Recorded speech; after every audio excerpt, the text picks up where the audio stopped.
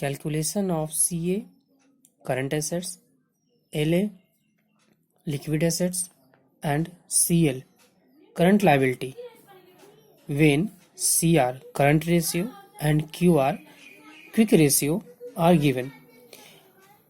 अभी हम लोग करंट एसेट्स, लिक्विड एसेट्स और करंट लायबिलिटी को निकालने के लिए सीखेंगे जब हमें करंट रेशियो और क्विक रेशियो दिया हुआ हो। यहाँ एक क्वेश्चन है, इस क्वेश्चन के थ्रू हम लोग करंट एसेट्स, लिक्विड एसेट्स और करंट लायबिलिटी को निकालने के लिए सीखेंगे। X Limited has a current ratio of 4.1:1 and quick ratio 3:1. If its inventory is 72,000, find out its total current assets and total current liability, also liquid assets। तो इस question में हमारे पास करंट रेशियो 4.1:1, क्विक रेशियो 3:1 और inventory 72,000 दिया हुआ है। तो इस क्वेश्चन के थ्रू हम लोग करंट एसेट्स, लिक्विड एसेट्स और करंट लायबिलिटी को निकालने के लिए सीखेंगे। करंट रेशियो दिया हुआ है 4.1:1, जिसे हम लोग 4.5 डिवाइडेड बाई 1 के रूप में लिख सकते हैं। और जैसा कि हम लोग जानते हैं current ratio is equal to होता है current assets divided by current liability. तो इसलिए current assets divided by current liability is equal to 4.5:1 हो जाएगा।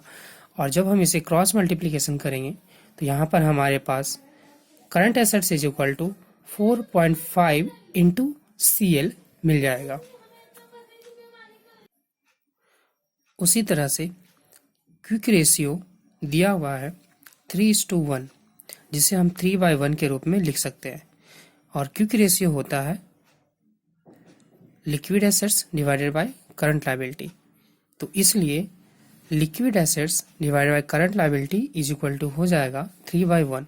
और जब हम इसे दोबारा क्रॉस मल्टीप्लिकेशन करेंगे तो हमें liquid assets is equal to 3 into CL प्राप्त हो जाएगा।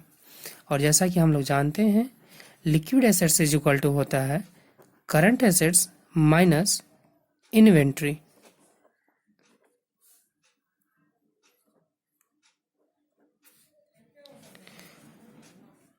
करंट एसेट्स हमारे पास यहाँ दिया हुआ है, हमें मिला था 4.5 इंटू CL।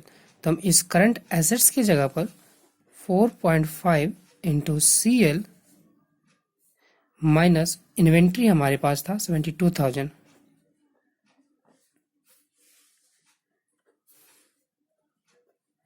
अब हम इसे कैलकुलेट कर लेते हैं।